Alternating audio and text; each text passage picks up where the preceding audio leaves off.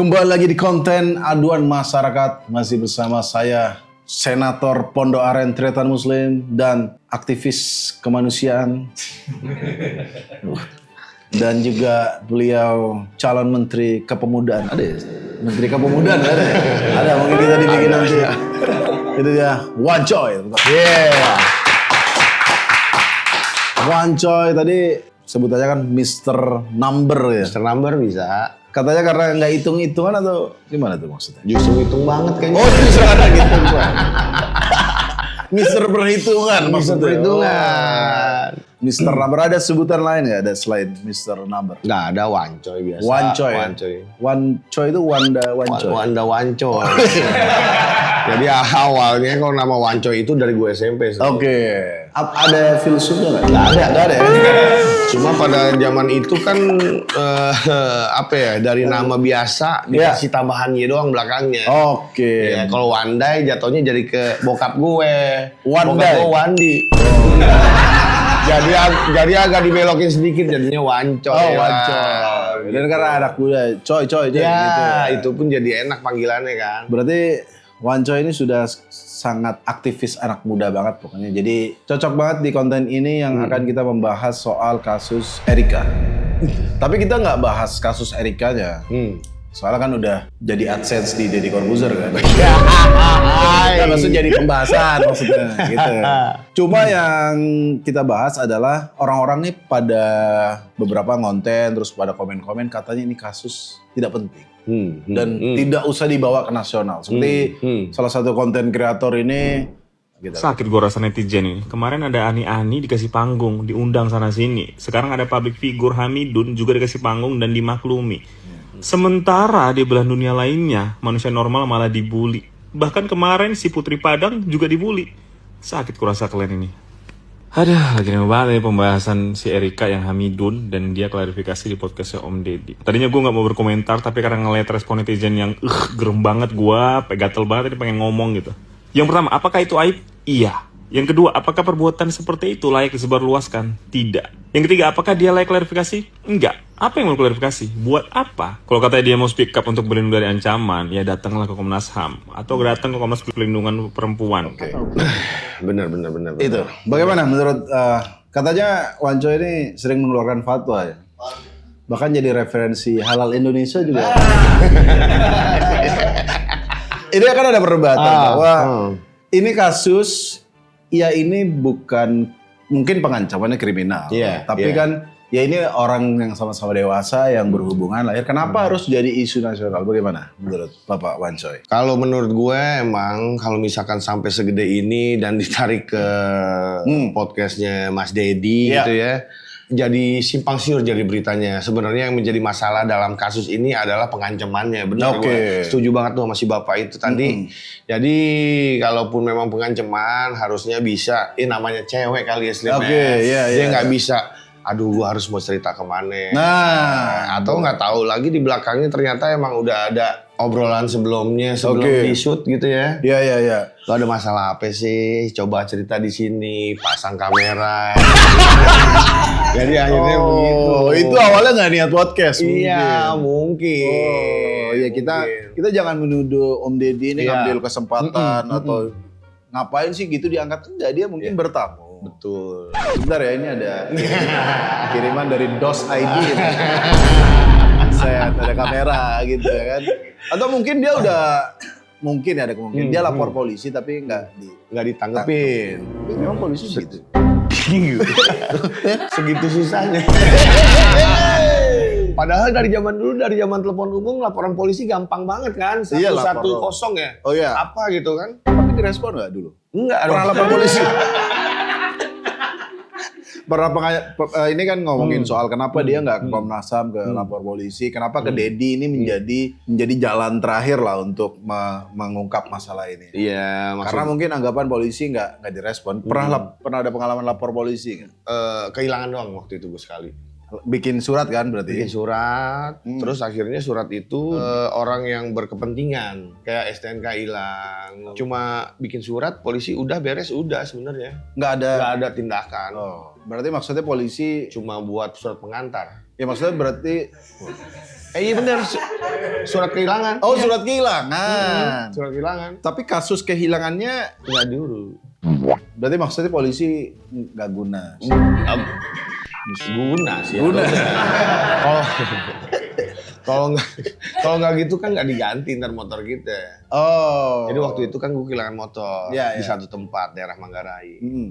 Jadi bingung karena di situ isinya ada dompet apa segala macam. Iya iya iya. Ya. Nah pertama gue mau ngelapor ATM gue. Waktu itu bank nyaranin bikin surat Oh, laporan jadi dulu. lapor ke polisi itu hanya untuk surat keterangan hilang, Bener. biar bisa ngurus KTP. Jadi sebenarnya udah tidak berharap barangnya balik. Enggak, udah nggak berharap. Yang penting surat-surat gue di situ gue amanin semua udah. Ya kan ada hashtag percuma lapor polisi. Itu tahun Apakah dia bantu nyari? Enggak. bantu ngetikin. Iya. Nah, saya juga pernah kehilangan dompet, lapor polisi. Aku cerita hilangnya di kos. Aku kira akan ada satu squad ke kosku Iya. langsung. Siapa kalian di interview? Iya iya. Si kertas doang. Iya. Mending lapor orang pinter sih. Ya mungkin karena sekali lagi masalah Erika tadi kenapa di Dedi ya mungkin apa ya? ditanggepin ya. Cuma kan akhirnya jadi perdebatan ngapain? Ini kan masalah pribadi. Betul. Ini kenapa jadi konsumsi publik? Benar. Kalau Anda misalnya jadi Erika misalnya, Anda lapor kemana? Ke Dedi nggak bisa. Enggak. Udah ada Erika soalnya. Udah ada Rika. Ke Densu udah ada. Kalau Ucong. kalau misalkan Kemana? gue Anda jadi lapor kemana? misalkan gue jadi Erika, gue Ya. sih nyari ngobrol sama orang yang berkepentingan, ya Oke. itu berarti ya lawannya. Kalau gue sih mending langsung nanya ke orangnya sih. Kalau misalkan memang nggak apa, lapor polisi, nggak ditanggepin, datengin sih kantor polisi.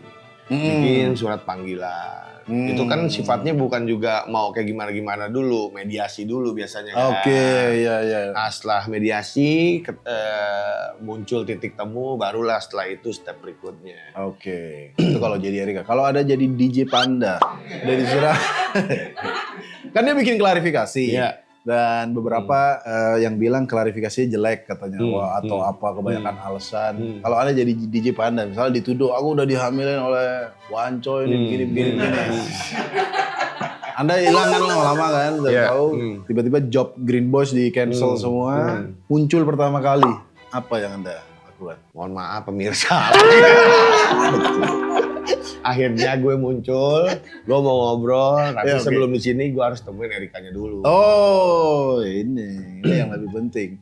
Karena kan yang ditunggu-tunggu adalah mereka berdua dulu. Betul. Kenapa ini ribut di publik, merekanya berdua. Harusnya mereka berdua bisa ketemu ngobrol seperti yang gue ngomong tadi, mediasi. Kalau misalkan kita butuh kepolisian ya boleh juga, nggak apa-apa. Tapi kalau nggak butuh, kalau bisa diomongin secara kekeluargaan. Nah, itu dia. Kenapa harus lapor tentara? Oh iya, Di tentara. Atau datang ke Damkar. harusnya iya. Kan Kalau Damkar kan sekarang. multi kan. sekarang Iya, ya. lebih dipercaya. Tapi ada juga penggiringan, kalau dibaca-baca di komen. Ini mah komen-komennya jahat-jahat sih sebenarnya. Giliran enak-enak. Iya. Giliran hamil di luar ribut. Setuju banget, saya seorang ibu miris sekali karena takut banget anak perempuan saya menontonnya. Daripada komen mending Anda pantau tuh ada.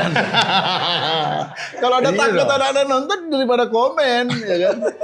Bener banget kayak Jessica Iskandar aja ketika hamil terus menjauh menghilang. Oke, betul nggak penting beritanya. Dia hanya takut karir redup. Setuju banget. Dia ke podcast cuma untuk menyelamatkan karirnya. Ini kan tuduhan-tuduhan, Iya, kita nggak bisa memastikan. Tapi ada tuduhan yang paling ramai juga. Katanya kasus Erika ini sengaja untuk menutupi kasus Tom Lembong.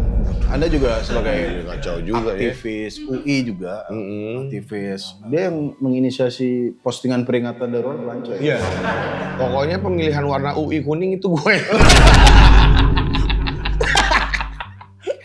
Apakah ini memang menutupi kasus Tom Lembong nih? Kalau gue sih sebenarnya apa yang gue nggak tahu, gue nggak akan ngomong sebenarnya Slim. Oke. Jadi Teori konspirasi aja. Allahualam, tapi memang tapi memang masalah ini emang berdekatan banget Oke. sama ketok palunya si Tom Lembong ya. Benar. Ya kan? Dia nggak ngapa-ngapain kena 4,5 tahun. Benar. Sedangkan yang dapat duitnya cuma 1 tahun berapa bulan gitu ya. Hmm. Itu sih emang, waduh, gue mau ngomong Nggak apa-apa, ini konspirasi nggak apa-apa. Konspirasi Tuduhan konspirasi nggak apa-apa. Iya, gue kalau misalkan memang itu dijadiin penutup kasus sih, gue bilang sarap sih. Ya rugi sih menurut gue mereka-mereka yang ada nama-nama yang ada di dalam kasus tersebut kalau misalkan sengaja buat nutupin masalah. Kalau pemerintah, sengaja, ya. Oke. Maksudnya kalau udah ada kasak kusuk di belakangnya, yuk kita bikin ini biar rame apa segala macem. Ternyata emang kayak begitu, wah Rugi banget ya. rugi banget. Kalau gue jadi Erika, gue nggak mau. Kalau Anda menjadi Tom Lembong, kalau Anda Tom Lembong, Anda nggak ikut menikmati terus itu kebijakan. Saya ngikutin dikit kasusnya. Intinya dia membuat kebijakan yang katanya dianggap merugikan negara, terus dihukum. Mau ngomong apa? Atau pesan ke Pak Tom Lembong? Masalahnya apa sih, Slim? Gue nggak tahu lagi Tom Lembong. Hah? Dia gula. Gula. Jadi katanya dulu Indonesia ini kekurangan gula. Menurut dia Indonesia ini lagi defisit, akhirnya dia impor. Tapi impor nggak lewat BUMN ya, lewat swasta. Oh, Nah, itu dianggap dianggap kong kali merugiin. kong. Oke. Tapi duit negara dipakai emang di situ kan nggak ya? Nggak ada, dia tidak menikmati sama sekali. Tapi kebijakan dia dianggap merugikan negara. Waduh, kacau juga ya. Kalau gue jadi Tom Lembong, gue bakal debat sih itu di persidangan sih. Iya, duit negara mana yang gue pakai? Gitu. Oke. Emang bedanya apa kalau misalkan perusahaan-perusahaan lain masukin brand-brand luar ke sini, bedanya apa? Kan sama aja. Ini dia. Itu apakah ini cuma sekedar karena gula yang yang dikonsumsi nasional gitu. Ya sama aja banyak produk nasional produk-produk dari luar negeri yang dikonsumsi berjamaah di orang Indonesia. Bener. Juga Alkohol juga ya. Alkohol. Jadi penting mana impor gula atau impor alkohol kalau menurut Anda? Ya sebenarnya gini, kalau misalkan suatu kerjaan yang bisa menguntungkan semua pihak, gue rasa nggak jadi masalah sih harusnya ya. Tapi kalau masalah Tom Lembong ini kayaknya udah ke politik sih, Rat. Yes, ini dia. Berarti Anda, politik. Bapak Wancoy menduga bahwa ini ada politisasi. Setara Mahfud MD loh. Iya. Oke, kalau itu Tom Lembong udah ya. Kalau Anda nanti menjadi Menteri Perdagangan Indonesia, defisit alkohol. Tiba-tiba jumlah peminum nih banyak nih gara-gara Gofar Hilman.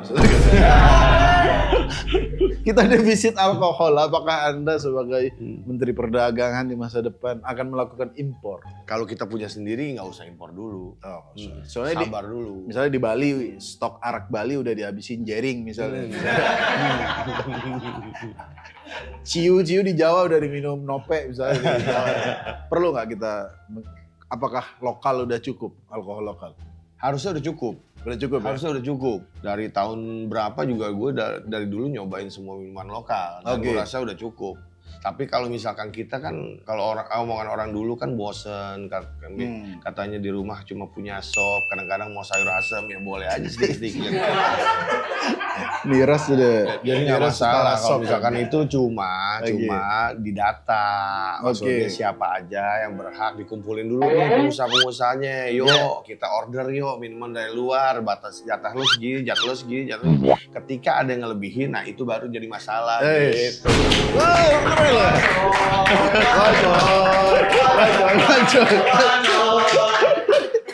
Karena kalau ini masih berandai-andai ya Pak Wancoy jadi Menteri Perdagangan. Kalau untuk mengatasi orang yang suka ngoplos alkohol dengan autan. Wah, itu gila sih. Kalau itu Ada gila. sih. Ada. Ada terakhir tuh bahan bakar roket loh diminum bro. Itu apa solusi untuk mereka? Apakah Anda akan mendatangkan alkohol murah sekalian hand sanitizer misalnya? Ya gue juga. Apa solusi untuk pemabuk yang nggak punya duit tapi pengen teler tuh? Kalau misalkan kita bicara minuman ya. Ya. Tapi kan berarti kita bicara dengan batas umur. Ya batas umur. Ini kalau yang underage nggak ngomongin, tapi yang udah dewasa. Terus ya kita bisa misalkan kasih satu tempat di mana kita boleh ngasih mereka batas minum segimana. Benar, tapi mereka nggak punya duit nih. Pengen mabuknya. Kirimin aja serumah-serumah kita satu. Satu. Oke. Toh juga nanti kan pada akhirnya udah sampai di rumah kan orang tuanya juga ngatur. Oh. Lo nggak boleh minum. Iya. Kasih tetangga nih yang minum. Kenapa dikirim ke rumah dia? Tapi ya itu warning juga ya, maksudnya buat teman-teman yang mau mabuk-mabuk. Kenapa dia nggak punya duit? Opsinya mabuk. Iya. Buat melupakan nggak punya duitnya. Iya, gue juga bingung. Itu berarti kalau misalkan kita analogiin ke makan. Ya. Rumah nggak ada nasi, ketemu belalang kita makan. Walaupun bisa. Begitu juga mabuk. Walaupun bisa memabukkan, tapi apa pantas kan enggak gitu. Oh coy. Jadi kalau ada yang di daerah-daerah misalnya nggak punya duit, ya nggak usah mabuk. Nggak usah mabuk. Obat batuk tuh sampai ada obat batuk, ada ngelem. Jadi orang Indonesia menurutku kreatif. Hanya untuk teller aja mereka Bener. apapun dilakukan. Pabrik autan juga kaget.